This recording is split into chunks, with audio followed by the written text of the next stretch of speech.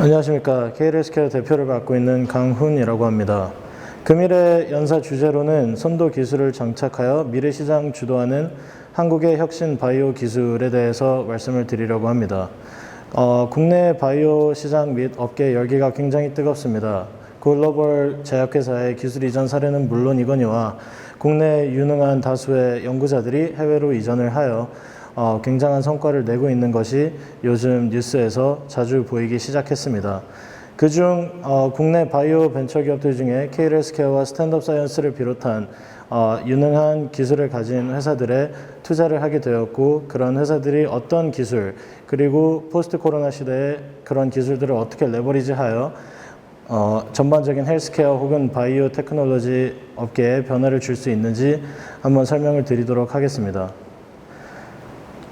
세 가지 주요 기술들을 논의를 드리려고 하는데, 첫 번째 기술은 디지털 치료제 기술입니다.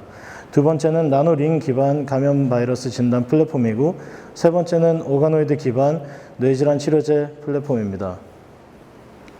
첫 번째, 디지털 치료제에 대해서 설명을 드리겠습니다. 디지털 치료제라는 개념이 많이 생소하실 수도 있습니다. 하지만 디지털 치료제란 휴대폰이나 모바일 디바이스, 각종 어플리케이션들을 통해 임상적 유효성을 검증받은 지시를 받고 그거에 대해서 이행을 하면은 임상적으로 질병을 치료할 수 있게 되는 기술을 디지털 치료제 기술이라고 합니다. 하지만 단편적으로 이 디지털 치료제 기술 같은 경우는 그 기술만 가지고 보면 안 됩니다. 디지털 치료제가 확산이 되는데 가장 중요한 핵심은 그 환경 생태계가 만들어지는 것입니다. 그리고 연구 개발을 하는 데 있어서 디지털 치료제는 굉장히 큰 도구가 될 수 있습니다. 첫 번째 도구로서의 활용성을 말씀을 드리자면은, 요즘 가장 핫한 키워드가 빅데이터이고 R&D에서 빠질 수 없는 키워드이기도 합니다. 그럼 바이오 빅데이터는 어떻게 누적을 할까요? 많이 병원들이 독자적인 플랫폼을 가지고 있고 데이터베이스를 구축하고 있는데, 이것이 공유가 되지 않고 실질적인 기술을 가지고 있는 바이오 벤처들이 공유받기란 쉽지 않습니다. 따라서 이런 디지털 치료제라는 유저들과 직접 소통을 하고 데이터를 축적할 수 있는 그 디지털 치료제 플랫폼과 임상 연구 플랫폼이 그 데이터베이스를 레버리지 한다면은 이 융합 연구를 통해서 굉장히 많은 부가가치를 창출할 수 있게 되는 게 동반 R&D 전략이라고 보시면 되겠습니다. 자, 그러면은 디지털 치료제가 개인 데이터 기반 디지털 바이오 동반 R&D 전략에 어떤 역할을 할 수 있는지에 대해서 설명을 드리도록 하겠습니다. 개인 데이터 기반이라 함은 개인 유저가 본인의 건강 데이터를 축적을 하여 디지털 치료제라는 플랫폼을 통해서 장기적으로 추적된 데이터가 누적이 되며 이것이 임상 연구와 결합이 되는 전략을 바이오 동반 R&D 전략이라고 칭하고 있습니다. 많은 바이오 벤처들이 데이터를 구하기가 쉽지 않고, 그런 데이터들조차 그 바이오 벤처들의 특수한 연구 목적 혹은 그 연구 성과에 잘 맞춰지지가 않기 때문에 그런 디지털 치료제 플랫폼을 통해서 본인들이 원하는 데이터를 임포트해서 연구 개발에 사용할 수 있게 하는 동반 R&D 전략이 미래형 바이오 R&D 전략이라고 보고 있습니다. 자, 그럼 현대사회에서 역할은 어떻게 될지 그것을 설명을 드리겠습니다. 앞서 말씀드렸다시피 디지털 치료제 같은 경우는 단순히 기술만 가지고 논할 게 아닙니다. 그 전반적인 환경이 중요합니다. 첫 번째, 환자 내지는 유저. 여러분들은 건강관리를 하시면서 얼마나 내가 하는 건강관리가 바람직한지 본인을 평가를 하실 수 있습니까? 물론 인터넷을 통해서 굉장히 많은 정보를 접하실 수 있습니다. 하지만 그런 정보들이 과연 정말 맞는 건지, 아니면 단순히 건강기능식품 혹은 보조제를 판매하기 위한 마케팅 자료가 아닌지, 그런 것도 불확실성이 존재합니다. 또 의료기관 의사 같은 경우에는 과연 내 환자가 나를 만나는 한 달에 한 번 혹은 진료를 받게 되는 뭐 2달에 한 번, 그 순간순간의 단편적인 이 사람의 건강 컨디션은 알 수가 있겠지만 그 동안에 과연 건강관리를 잘 했는지, 혹은 만성질환 보유자라면은 그 만성질환에 대한 관리를 제대로 해왔는지에 대한 추적된 데이터가 있으면은 보다 정밀한 의술을 제공할 수 있게 될 겁니다. 또 지자체 보건소 직원한테도 문제가 있습니다. 지자체 같은 경우는 보편적으로 당뇨 혹은 각종 만성질환들의 복지에 사용되기 위한 많은 예산을 매년 부여받고 있고 집행을 하고 있습니다. 하지만 그 예산이 제대로 집행됐는지는 그 시민들의 건강 지표가 정말 상승이 되었는지를 통계적으로 보여줘야 하는데 지금 그럴 수 있는 수단이 전혀 없습니다. 따라서 디지털 치료제라는 플랫폼을 가지고 그 시민들의 데이터가 누적이 되고 그것을 통계적으로 유효성을 나타낼 수 있다면은 보건소 혹은 지자체에도 도움이 될 것입니다. 자, 마지막으로는 보험사입니다. 보험사 같은 경우는 현재 가장 큰 리스크가 오늘의 건강검진 결과를 가지고 보험에 저렴하게 가입을 했는데 내일 질병에 걸린 겁니다. 그 말은 즉 보험사로서 가장 큰 리스크 분산의 방식은 그들의 회원들을 추적 관찰을 할 수가 있는 힘을 가지게 되는 것입니다. 따라서 이런 디지털 치료제 혹은 건강 모니터링 플랫폼이 도입이 된다면은 보험사들 입장에서는 아주 강력한 리스크를 분산할 수 있는 도구가 될 것입니다. 자, 헤리트라는 당사가 보유하고 있는 디지털 치료제 기술에 대해서 간략하게 설명을 드리자면은 백엔드에 저희가 가지고 있는 기술은 딥러닝 예측 모형입니다. 이 기술 같은 경우는 당사만이 가지고 있고 현재 유전체 건강검진 정보를 기반으로 미래 건강 혹은 당뇨병에 대한 위험성 닥터앤서 2.0에 참여를 하여 각종 소프트웨어 의료기기를 개발을 하고 있는데 차후에는 장내균총 그리고 단백체까지도 넓혀가는 것을 계획으로 잡고 있습니다. 이 같은 경우는 당사가 운이 좋게도 굉장히 많은 데이터를 축적을 하고 오랜 기간 공동 연구를 통해서 만들어낸 임상 데이터를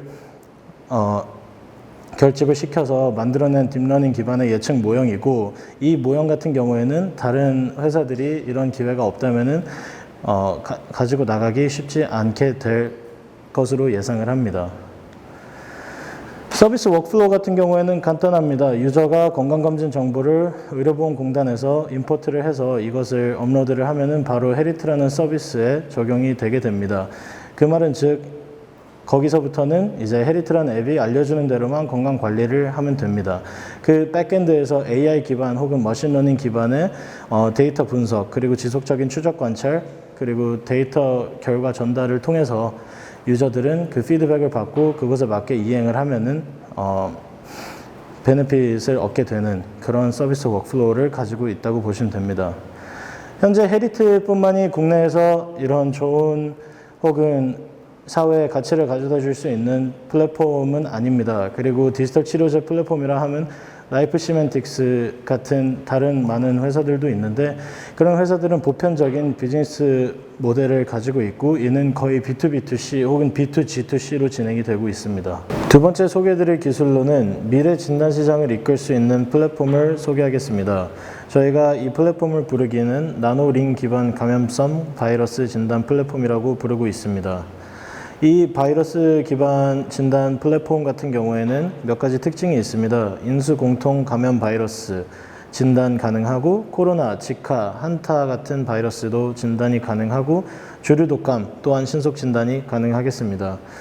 더불어 기능적인 부분은 99% 이상의 특이도 및 민감도를 가지고 있으며 5분 이내에 빠른 진단 속도를 가지고 있습니다. 요즘 코로나 바이러스로 인해 진단키트 및 진단기술에 대한 시장의 관심이 매우 뜨겁습니다. 하지만 사실상 진단기술들을 깊게 들여다보면 거짓 음성이 나오는 것은 물론 실질적인 기술의 한계점에 봉착하여 세계적인 바이오 기업들이 해결책을 강구하고 있습니다.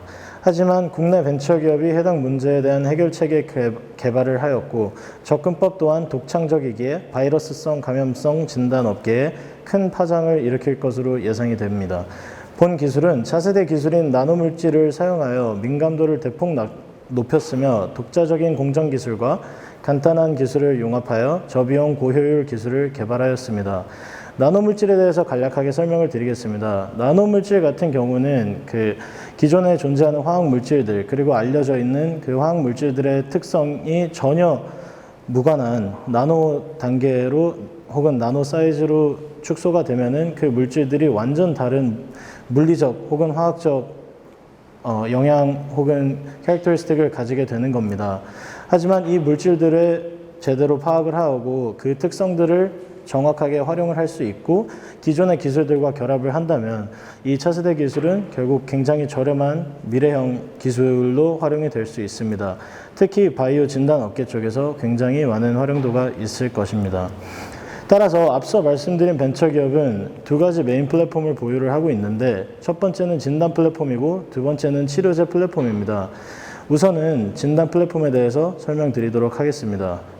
첫 번째, 현재 기술로 만들어진 physically modified 나노 입자를 이용하여 감염성 바이러스를 단 1분 내로 높은 민감도 및 특이도로 검출할 수 있는 기술이며 본 플랫폼을 이용하여 바이러스성 감염뿐 아니라 치매, 파킨슨, 암 등 퇴행성 질환들 혹은 노화 관련된 질환들의 조기 진단의 수단으로 적용이 가능합니다. 본 진단 플랫폼의 장점 및 차별성에 대해서 설명을 드리겠습니다. 첫 번째로 본 기술의 진단에 필요로 하는 검체는 saliva, 즉 침입니다. 인체에서 찾을 수 있는 시료 중에서 가장 비침습적인 방법을 사용을 한다는 겁니다.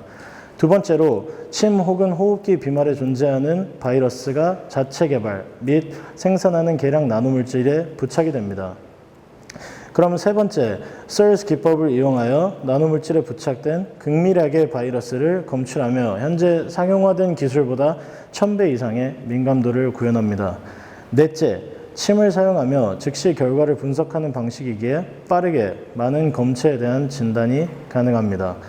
마지막으로 진단 키트의 핵심적인 부분인 칩에 다양한 나노물질 배열이 가능하며 다양한 바이러스를 동시에 정밀하게 진단이 가능하고 필요에 따라 손쉽게 맞춤 제작도 가능합니다. 작용 방식 및 작용 장비 혹은 필요 장비에 대해서 설명을 드리겠습니다. 작용 방식 같은 경우 칩과 나노파티클 복합체가 임신 진단 키트처럼 생긴 칩에 로딩이 되며 이것은 마이크로플루이딕스 방식으로 양성일 경우 T라인에 뜨고 음성일 경우 뜨지 않는 간단한 방식을 이용하고 있습니다. 해당 칩의 구조 및 생산 공정 기술에 대한 기술 및 특허는 현재 확보 중에 있으며 시제품의 생산 및 시연 일정의 경우 설계 및 생산을 하는 업체와 조율 중에 있습니다.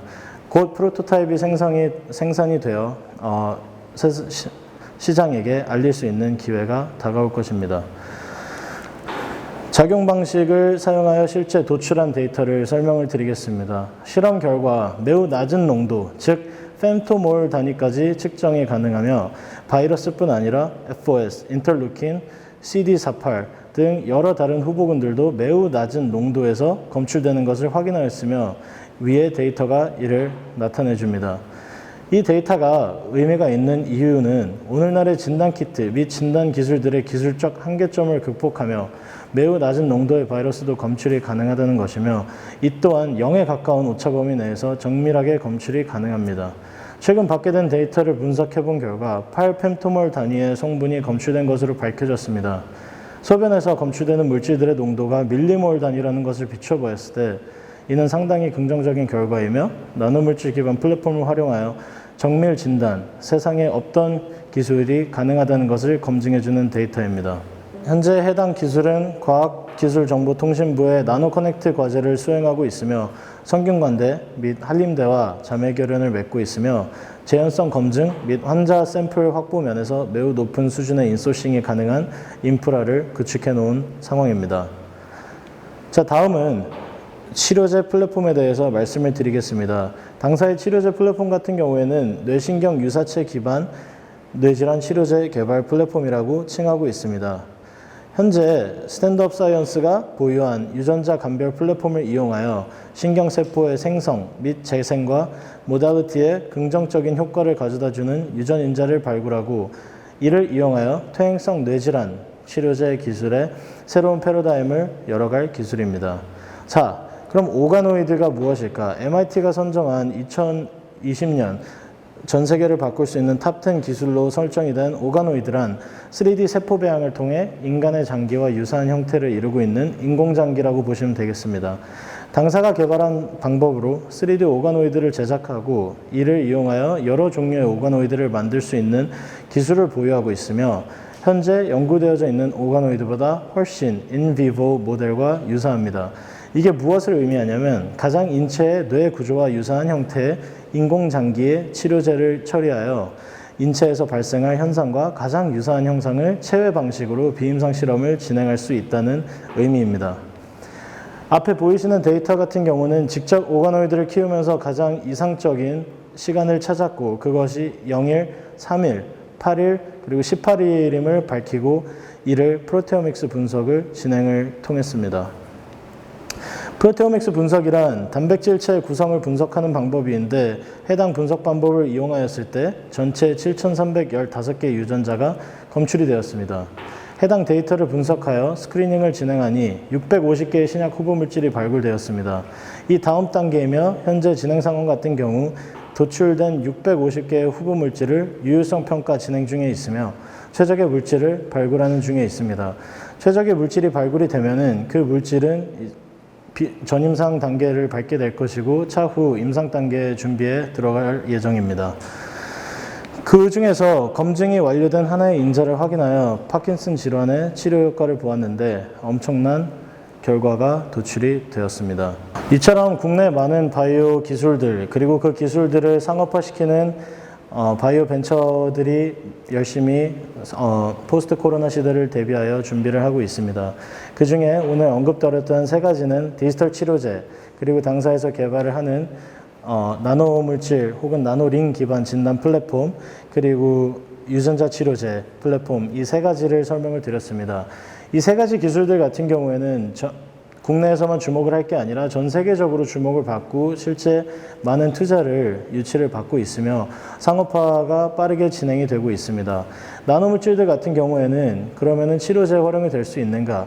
맞습니다. 현재는 바이러스를 이용하여 유전자 치료제 물질들을 전달을 하고 있는 반면 차후에 나노물질이 인체에 이 약물 전달 매개체로서 안전성이 FDA에서 승인이 된다면은 나노물질을 활용한 치료제 전달 기술들도 많이 상용화가 될 것입니다. 다만 운이 좋게도 제가 속해 있는 2개 회사 같은 경우 이 세 가지 기술들을 적극 활용하여 미래를 대비를 하였고 현재 상당히 앞서 있는 단계에 있다고 보시면 되겠습니다. 실제로 미국에서 혹은 당사가 커뮤니케이션을 하고 있는 노보놀디스크 같은 글로벌 제약사에서도 이런 파이프라인들에 대한 공동 개발 혹은 기술 이전에 대해서 논의가 이루어지고 있고 굉장히 반응이 뜨거운 것으로 보아 국내 혹은 국외에 있는 대한민국 베이스의 연구자들 혹은 기업들이 많은 성공을 했으면 좋겠습니다. 감사합니다.